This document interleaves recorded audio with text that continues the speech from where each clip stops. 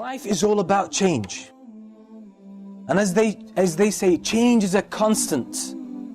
Change is a constant.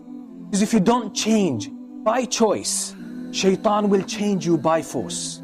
It's a matter of decision. You either decide to change favorably and take control of your life, which is your mission in this world, which is the reason you are created, which is the reason Allah put everything at your service. Because you are the decision maker in this world.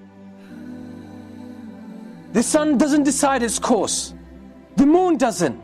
Rain doesn't. The whole world doesn't. Vegetation doesn't. Plants, animals, they don't decide anything about their lives. They're just programmed to behave in a certain way and follow a certain course. You're the only one given choice. The angels don't decide. They just follow the instructions. You, human beings and the jinn, are the only ones who are given choice. And these are the only two sources where corruption comes about. Because they make the wrong decisions. So one of the biggest gifts Allah has given us, Allah has given each one of us, is choice, the ability to decide, the ability to choose which route you take, the ability to choose what action to do, what steps to make, the ability to relate to things, how to understand the world around you, how to understand yourself, how to understand people around you, how to understand events that take place. All of this is a matter of decision. You're making decisions at every single moment of your life. But most of us have given up this gift, and we let the society choose for us. We let our culture choose for us.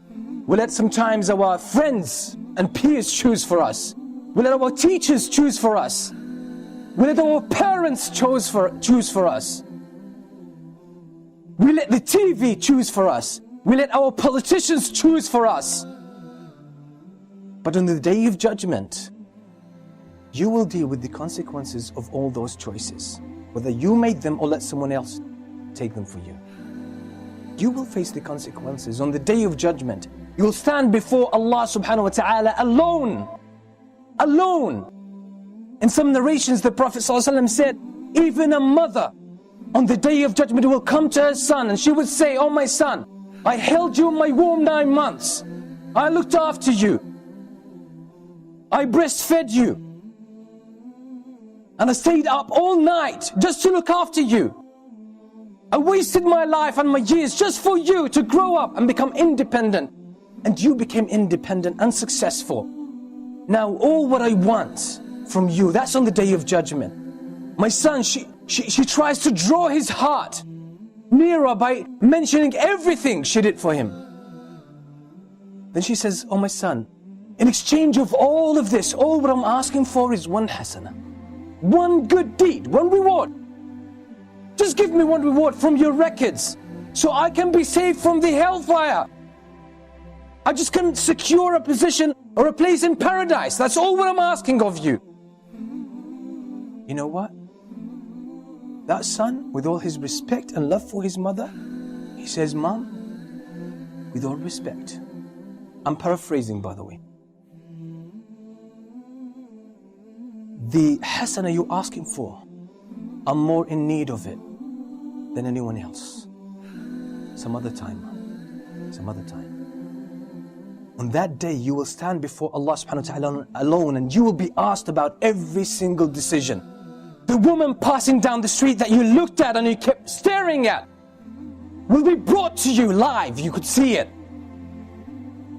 The moment you were alone and did something wrong, the moment you took some haram money that doesn't belong to you, the moment you dealt with riba, the moment you were backbiting someone or slandering someone, that moment, just before that moment, you had the ability to make a decision, either to engage in a sin or give it up and leave it.